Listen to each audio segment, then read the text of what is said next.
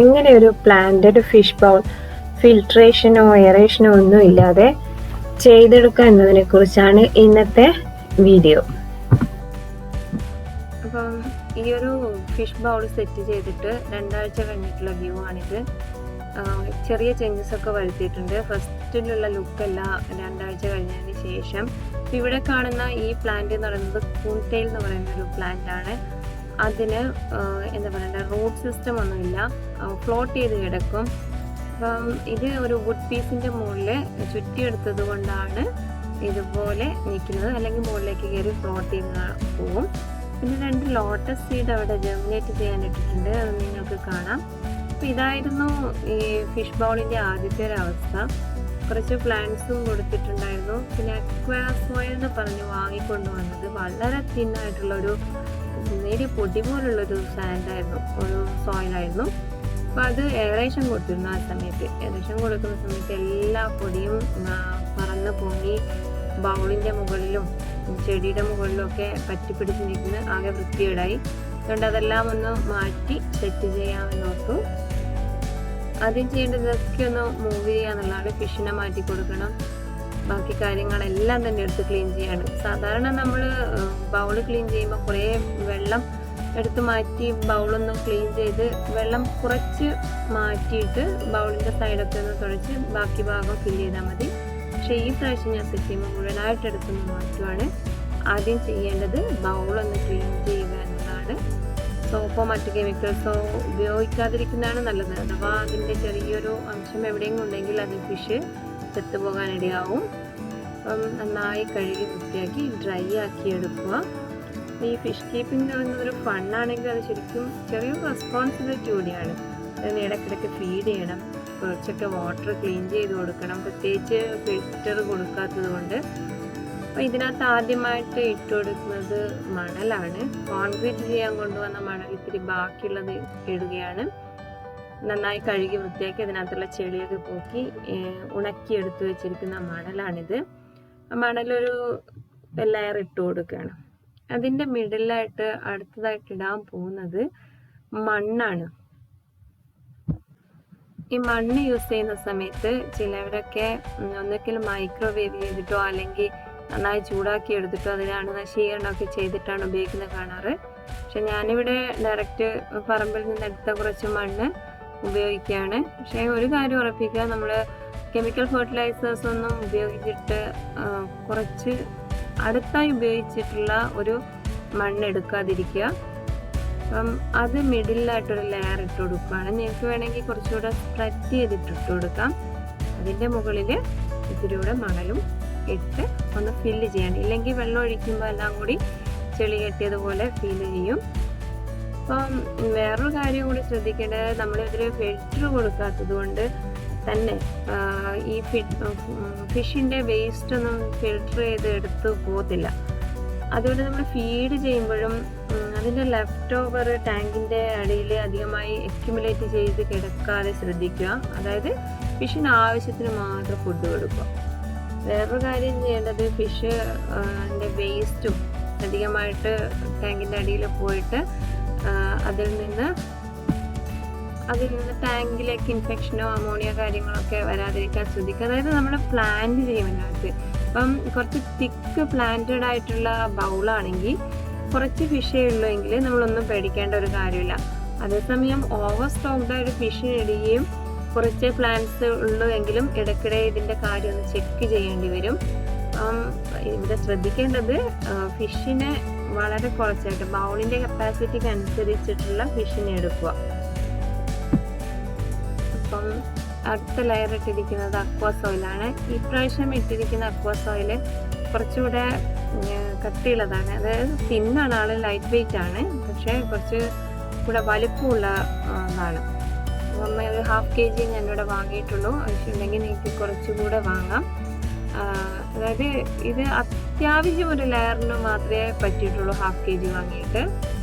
അപ്പം ഇനി അടുത്ത സ്റ്റെപ്പ് ഇതൊന്ന് നനച്ചു കൊടുക്കുക എന്നുള്ളതാണ്.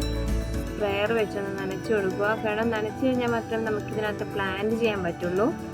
അപ്പം നനച്ച് കഴിയുമ്പോഴത്തേക്കും ഫിഷ് ബൗളിൻ്റെ സൈഡിലൊക്കെ കുറച്ച് മണ്ണൊക്കെ പറ്റിയിട്ടുണ്ടാവും. അതൊക്കെ ഒന്ന് ടിഷ്യൂ പേപ്പറോ നീതി തുണിയോ വെച്ച് തുടച്ച് മാറ്റുക. അപ്പോൾ ഇത് ഡ്രിഫ്റ്റ് വുഡാണ്. ഡ്രിഫ്റ്റ് വുഡ് നമുക്ക് അക്വേറിയം ഷോപ്പിൽ നിന്ന് വാങ്ങാൻ കിട്ടും. അപ്പം നേച്ചറിൻ്റെ ഒരു പീസ് നമ്മുടെ ബൗളിനകത്ത് ഇടക്കിട്ടെന്ന് ഓർത്തിട്ടാണ് ഇതിൻ്റെ മുകളിൽ മോസൊക്കെ ഒട്ടിച്ച് വെക്കാൻ ശ്രമിച്ചത്. പക്ഷേ ശരിക്കും പറഞ്ഞാൽ ജാവ ഫേൺ അല്ലെങ്കിൽ ജാവ മോസ് എന്ന് പറയുന്നത് അക്വേറിയം ഷോപ്പിൽ നിന്ന് ലഭിക്കും. അത് സ്റ്റിക്ക് ചെയ്ത് കഴിഞ്ഞാൽ കുറച്ചുകൂടെ ബ്യൂട്ടിഫുൾ ആണ്. അപ്പോൾ ഇതിൻ്റെ ഒരു നെഗറ്റീവ് ആസ്പെക്റ്റ് എന്ന് പറഞ്ഞു കഴിഞ്ഞാൽ ഞാനിത് ഒട്ടിച്ചപ്പോൾ ശരിയായി ഒട്ടിയില്ല. അപ്പോൾ ഇത് പറന്നു പൊങ്ങി അക്വേറിയത്തിൽ അല്ലെങ്കിൽ ആ ബൗളിനകത്ത് ഇങ്ങനെ ഒഴുകി നടക്കുന്ന ഒരു അവസ്ഥയുണ്ടായിരുന്നു. അതുകൊണ്ട് ഞാൻ പിന്നീട് ഇതൊക്കെ അങ്ങ് റിമൂവ് ചെയ്യുകയാണ് ചെയ്തത്. പക്ഷേ അക്വേറിയത്തിൽ തന്നെ ഉപയോഗിക്കുന്ന ജാവ മോസ് നമുക്ക് നന്നായിട്ട് ഇതിനകത്ത് സെറ്റ് ചെയ്യാൻ പറ്റും. പിന്നെ വേറൊരു കാര്യം, ഇത് ക്ലീൻ ചെയ്തിട്ട്, അതായത് ഞാൻ ഇത് സ്റ്റിക്ക് ചെയ്തതിന് ശേഷം എന്തെങ്കിലും ഗമ്മിലുള്ള എന്തെങ്കിലും കാര്യങ്ങൾ ഫിഷിന് ഡേഞ്ചറസ് ആയിട്ട് ഉണ്ടാവേണ്ടെന്ന് ഓർത്തിട്ട് വെള്ളത്തിൽ ഇട്ട് വെച്ചതിന് ശേഷമാണ് ബൗളിലേക്ക് മാറ്റിയത്. അപ്പം ഇനി അടുത്തതായിട്ട് നമുക്ക് എത്രത്തോളം പ്ലാന്റ്സ് ഉണ്ടോ, തിക്കായിട്ട് നമുക്ക് ഇതിനകത്ത് പ്ലാന്റ് ചെയ്ത് വെക്കാം. ഞാൻ ഇപ്പം അത്യാവശ്യം പ്ലാന്റ്സ് എൻ്റെ കയ്യിലുണ്ടായിരുന്നുള്ളൂ. വീതിയുള്ള ഇലകളുള്ള പ്ലാന്റ്സ് ഈ സമയത്ത് 2-3 വെറൈറ്റി പ്ലാന്റ്സ് ഉണ്ടായിരുന്നു. ഒന്ന് വാട്ടർ ക്യാബേജ് ആയിരുന്നു. അപ്പം ഈ ചെടിയുടെ പേരെനിക്കറിയില്ല. ഇതും കൂടി സെറ്റ് ചെയ്ത് എല്ലാം തന്നെ അതിനകത്ത് സെറ്റ് ചെയ്ത് വെച്ചു. അപ്പം ലൈവ് പ്ലാന്റ്സ് ഇതിനകത്ത് എത്രത്തോളം നമ്മൾ നട്ടുവെക്കുന്ന അത്രത്തോളം നല്ലതാണ്. കാരണം തിക്ലി പ്ലാന്റഡ് ബൗളാണെങ്കിൽ അക്വേറിയം ആണെങ്കിൽ അത്രത്തോളം അതിനകത്ത് ഫോട്ടോസിന്തസിസ് നടക്കുകയും ഈ ഫിഷിന് വേണ്ട ഓക്സിജൻ ലഭിക്കുകയും ചെയ്യും. അല്ലെങ്കിൽ എന്ത് ചെയ്യുന്നുണ്ടാൽ ഈ ഫിഷിന് നമ്മൾ കൊടുക്കുന്ന ഫുഡിൻ്റെ ലെഫ്റ്റ് ഓവറും ഫിഷിൻ്റെ വേസ്റ്റും ഒക്കെ ആയിട്ട് അതിനകത്ത് അമോണിയ കൂടുതലായി ഉണ്ടാവും. അതിൻ്റെ ബൈ പ്രോഡക്റ്റാണ് നൈട്രേറ്റ്. അതൊക്കെ കൂടുന്ന സമയത്ത് ഫിഷിന് സ്ട്രെസ് വരും. കാരണം നമ്മൾ ഇതിനകത്ത് ഫിൽട്രേഷൻ ഉപയോഗിക്കാത്തതാണ്. അപ്പം നന്നായിട്ട് പ്ലാന്റ് ചെയ്യുന്ന സമയത്ത് വേറൊരു കാര്യം ശ്രദ്ധിക്കേണ്ടത്, ഇതിന് നമ്മളൊരു ലൈറ്റ് കൊടുക്കണം. നമുക്ക് ടേബിൾ ലാമ്പോ അല്ലെങ്കിൽ LED ലൈറ്റ്സോ എന്തെങ്കിലും മുകളിലായിട്ട് സെറ്റ് ചെയ്ത് കൊടുത്താൽ മാത്രമേ അതിൽ ഫോട്ടോസിന്തസിസ് നടന്നിട്ട് ഓക്സിജൻ, ആവശ്യത്തിനുള്ള ഓക്സിജൻ ഫിഷിനും കൂടി ലഭിക്കുള്ളൂ. അപ്പം അതും കൂടി ഒന്ന് ശ്രദ്ധിക്കുക. ഒരു ലൈറ്റ് സെറ്റ് ചെയ്യണം. ലൈറ്റ് സെറ്റ് ചെയ്താലാണ് ഇതിന് ഭംഗി കൂടുന്നത്. പിന്നെ വേറൊരു ചെറിയൊരു കാര്യം കൂടി, എൻ്റെ ഇവിടെ വൈറ്റ് ബാക്ക്ഗ്രൗണ്ടാണ് ബാക്കിൽ. അതുകൊണ്ട് ലൈറ്റും കൂടി ഇടുന്ന സമയത്ത് വാട്ടർ ചെറുതായിട്ട് കലങ്ങിയതുപോലെ ഇരിക്കും.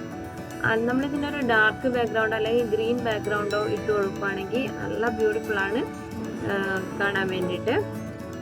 വെള്ളം നിറയ്ക്കുമ്പോൾ ഒന്ന് ശ്രദ്ധിക്കുക, നമ്മൾ അടിയിൽ മണ്ണൊക്കെ ഇട്ടതാണ്. അതുകൊണ്ട് അത് ഇളകി പോകാതിരിക്കാൻ വേണ്ടി ഒരു ടിഷ്യൂ പേപ്പറോ അല്ലെങ്കിൽ ഇതുപോലെയുള്ളൊരു പ്ലാസ്റ്റിക് കവറോ വെച്ചിട്ട് വെള്ളം നിറച്ച് കൊടുക്കുക. അപ്പോൾ ഒരു പ്രാവശ്യം നിറച്ചതിന് ശേഷം അത് മുഴുവനായിട്ട് ഒഴിവാക്കണം. ഫസ്റ്റ് ടൈം നിറച്ച വെള്ളം മുഴുവനായിട്ട് ഒഴിവാക്കുവാണ്. അതുപോലെ പ്ലാന്റ്സ് സെലക്ട് ചെയ്യുന്ന സമയത്ത് ഒന്ന് ശ്രദ്ധിക്കുക. നമ്മൾ കടയിൽ നിന്നൊക്കെ വാങ്ങിക്കൊണ്ടുവരുന്ന സമയത്ത് ചിലപ്പം ഈ ചെറിയ ഒച്ച് പോലത്തെ കാര്യങ്ങളൊക്കെ ആ പ്ലാന്റ്സിനകത്തുണ്ടാവും. അപ്പോൾ നന്നായിട്ട് ശ്രദ്ധിച്ചിട്ട് മാത്രം ഇതിനകത്ത് നന്നായിട്ട് ക്ലീൻ ചെയ്ത് അതൊക്കെ ഒന്ന് കെയർഫുള്ളായിട്ട് എക്സാമിൻ ചെയ്തിട്ട് ഇതിനകത്തേക്ക് ഇട്ട് വയ്ക്കുക അല്ലെങ്കിൽ പ്ലാന്റ് ചെയ്യുക. ഇതാണ് ഞാൻ പറഞ്ഞ കൂൺ ടെയിൽ എന്ന് പറയുന്നത്. ഇതിനകത്ത് വേരോ കാര്യങ്ങളോ ഒന്നുമില്ല, ഫ്ലോട്ട് ചെയ്ത് നിൽക്കും. അപ്പം നല്ല ലൈറ്റ് കൊടുത്തു കഴിഞ്ഞാൽ നല്ല ഗ്രീനിഷ് ആയിട്ട് തന്നെ നിൽക്കും. ഇത് ഞാൻ ഈ ഡ്രിഫ്റ്റ് വുഡിൻ്റെ മുകളിൽ ചുറ്റി വെച്ചത് കൊണ്ടാണ് ഇളകി പോകാത്തത്. അല്ലെങ്കിൽ മുകളിലായിട്ടത് ഫ്ലോട്ട് ചെയ്ത് നിൽക്കുമായിരുന്നു.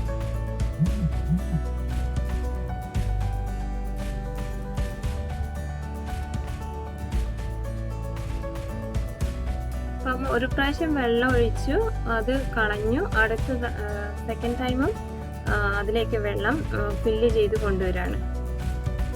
അക്വേറിയത്തിൽ നിന്ന് നൈട്രേറ്റ്സ് ഒഴിവാക്കാൻ വേണ്ടി നമുക്ക് ചെയ്യാൻ പറ്റുന്നതെന്ന് പറഞ്ഞാൽ ഒന്ന് പ്ലാന്റ്സ് വെച്ച് കൊടുക്കുക എന്നുള്ളതാണ്. ലൈവ് പ്ലാന്റ് വെച്ച് കൊടുക്കുക എന്നുള്ളതും പിന്നീട് ഈ ഫിഷ് ഒരു ടാങ്കിൽ ഉൾക്കൊള്ളാൻ പാകത്തിലുള്ള ഫിഷിനെ മാത്രം ഇടുക എന്നുള്ളതും, പിന്നെ നമ്മൾ കൊടുക്കുന്ന ഫീഡിങ് കട്ട് ബാക്ക് ചെയ്യുക. അത്യാവശ്യം ഫീഡ് ചെയ്യുക അല്ലെങ്കിൽ ആവശ്യത്തിന് മാത്രം ഫീഡ് ചെയ്യുക എന്നുള്ളതുമാണ് ചെയ്യാനുള്ളത്. പിന്നെ ബൗളിലേക്ക് ഫിഷിനെ സെലക്ട് ചെയ്യുമ്പോഴും ഒന്ന് ശ്രദ്ധിക്കുക. അതായത് ഗപ്പീസ്, അതുപോലെ ഗൗരാമി, നിയോൺ ടെട്രയൊക്കെ ബൗളിനകത്ത് സൂപ്പറാണ് കാണാൻ വേണ്ടി. നല്ല ഭംഗിയാണ് നിയോൺ ടെട്രാസ് ഒക്കെ വെച്ച് കഴിഞ്ഞാൽ. അപ്പം കെയർ ലെവലും മിനിമലാണ്. നിയോൺ ടെട്രാസിനൊക്കെ കെയർ ലെവൽ വളരെ മിനിമലായിട്ടേ കൊടുക്കേണ്ടുള്ളൂ. പിന്നെ ഇടാൻ പറ്റുന്ന ഒരു ഫിഷാണ്, നന്നായിട്ട് സർവൈവ് ചെയ്യുന്ന ഫിഷാണ് സീബ്ര ഡാനിയോസ്. പല കളറിലും നമുക്കിപ്പോൾ ലഭിക്കും. എൻ്റെ കയ്യിൽ ഇവിടെ ഇപ്പം 2 കളറാണുള്ളത്. ഒന്ന് ഗ്രീനും ഒന്ന് പീച്ച് കളറും. പിന്നെ ഒന്നുള്ളത് ഗ്ലോ ഫിഷാണ്. കുറച്ച് വലിയ ഗ്രീൻ ഉള്ളത് അത് ഗ്ലോ ഫിഷാണ്. സ്മോൾ ടൈപ്പ് ഫിഷ് ഇടുന്നതായിരിക്കും നല്ലത്. ബൗളിനകത്ത് സ്മോൾ ടൈപ്പ് ഫിഷാണ് ഏറ്റവും നല്ലത്. ഫിഷ് ബൗളിനകത്ത് വെക്കാൻ പറ്റിയ ചെടികളാണ് ജാവ മോസ്, ജാവ ഫേൺ, അല്ലെങ്കിൽ green hygrophila, moneywort, hornwort, rotala, indica, ഇങ്ങനെ കുറേ ചെടികളുണ്ട് ഇതിനകത്ത് സെറ്റ് ചെയ്യാൻ പറ്റിയത്. അങ്ങനെ ചെടികൾ എടുക്കുമ്പോഴും ഒന്ന് ശ്രദ്ധിക്കുക. ഭയങ്കര ടോളായിട്ട്, അതായത് ആമസോൺ ഡോട്ട്സ് എന്നൊക്കെ പറയുന്ന ചെടികളുണ്ട്, അത് കുറച്ച് നീളത്തിൽ വരും. അതുപോലെയുള്ളത് സെലക്ട് ചെയ്യാതിരിക്കുക. പിന്നെ എത്ര പ്രാവശ്യം അല്ലെങ്കിൽ എപ്പോഴൊക്കെ വെള്ളം ചേഞ്ച് ചെയ്യണം എന്നുള്ളത് അത് പല കാര്യങ്ങളെയും ഡിപ്പെൻഡ് ചെയ്തിരിക്കും. അതായത് തിക്കായിട്ട് നമ്മൾ പ്ലാന്റ് വെച്ച ഒരു ബൗളും വളരെ കുറച്ച് ഫിഷും ആണെങ്കിൽ അത്യാവശ്യം മാത്രമേ നമ്മൾ വെള്ളം മാറ്റി കൊടുക്കേണ്ട ആവശ്യമുള്ളൂ. അതേസമയം ഒരുപാട് ഫിഷിന് ഇടുവാണെങ്കിൽ വളരെ കുറച്ച് ചെടികളേ ഉള്ളൂവെങ്കിൽ ഇടയ്ക്കിടെ, അതായത് 2-3 ദിവസം കൂടുമ്പോൾ തന്നെ ഒരു 20% വാട്ടർ അതിനകത്ത് നിന്ന് മാറ്റി കൊടുക്കണം. എന്നാൽ മാത്രമേ ഫിഷ് അതിനകത്ത് സർവൈവ് ചെയ്യൂ. പിന്നെ ഫിഷിന് എന്തെങ്കിലും ഒരു ക്ഷീണം തോന്നുമ്പോൾ നമുക്കത് മനസ്സിലാവും. അത് അടങ്ങി ഒതുങ്ങി ഏതെങ്കിലും ഒരു സൈഡിലിരിക്കും. അപ്പോഴും ഒക്കെ ഒന്ന് വാട്ടർ ലെവലിൽ ഒന്ന് ശ്രദ്ധിക്കുക. ഫുഡ് അധികമായിട്ട് പോയിട്ടുണ്ടോ എന്ന് ശ്രദ്ധിക്കുക. പ്ലാന്റഡ് അക്വേറിയം എന്ന് പറഞ്ഞാൽ ശരിക്കും ഒരു ഇൻഡോർ വാട്ടർ ഗാർഡൻ കൂടിയാണ്. വളരെ ബ്യൂട്ടിഫുൾ ആണ് കാണാൻ വേണ്ടിയിട്ട്. നല്ല ടൈം പാസ് ആണ്. വളരെ സിമ്പിളായിട്ട് നമുക്ക് കൊണ്ടുപോകാൻ പറ്റാവുന്ന ഒരു കാര്യം കൂടിയാണ്.